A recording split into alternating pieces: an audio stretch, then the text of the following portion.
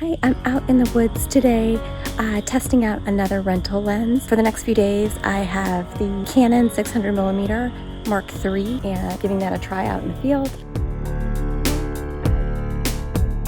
I rented the Canon 600mm Mark III lens because I am going to Nebraska next month to photograph the sandhill crane migration. In order to make sure that we don't disrupt their feeding and their rest, we will be in photo blinds set really far away from them.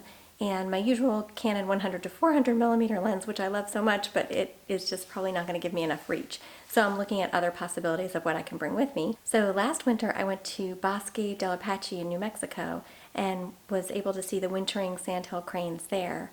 And they're actually more accustomed to seeing humans, so the viewing areas are actually really close to where the cranes are. So my 100 to 400 worked really well there.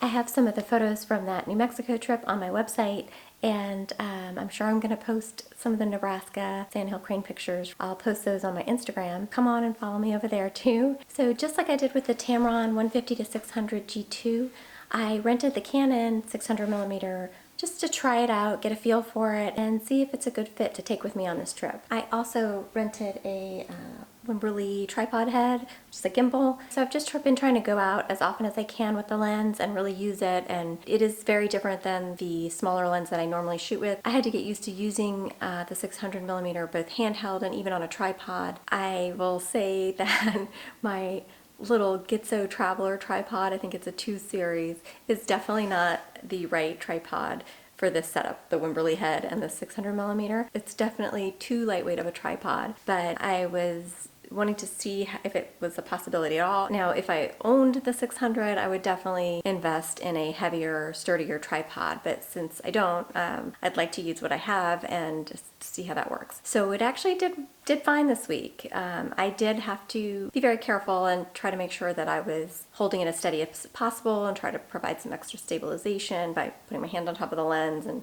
just doing all those little things that can take some shake out of the picture. But as time went on and as I practiced more and more with it, it got better, I got better. So I was able to handhold some shots, and I was able to get some shots nice and clear on the tripod as well. If you're thinking about renting a new piece of equipment, especially if it's something that's really different from what you normally use, I would highly recommend trying to get it as long as you can and go out and really use it. I have to say that I'm kind of loving lens rental right now because they did ship the lens a few days early, which was awesome, and it gave me some more time to practice with the lens, and it was really an amazing treat.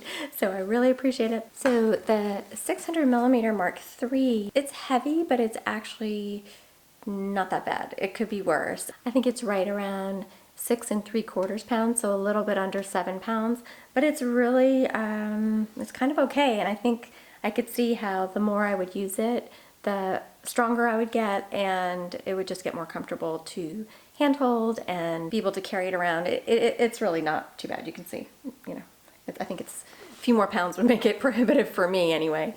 So after getting the hang of it, using it a lot over the past few days, here are a few of the images that I took this week, and I had the 600 Mark III on a Canon 5D Mark IV, and from my limited use of it, it is a really beautiful lens.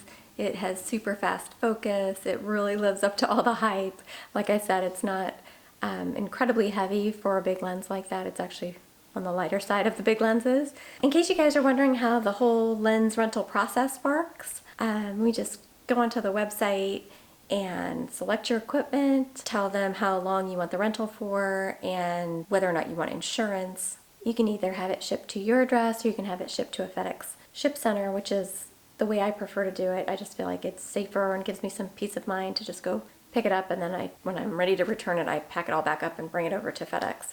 Everything came in these sturdy Pelican cases with lots of internal padding, and the Pelican case itself is packed inside of a really sturdy other box. So you just put it all back in the way it came and you're ready to send it back. They provide the return shipping label, so it's all pretty easy. And I'll put a link to all the gear that I mentioned and any other links in the description below for you. If you like this video, please hit that like button and subscribe for more wildlife and nature photography videos. And thanks so much for watching.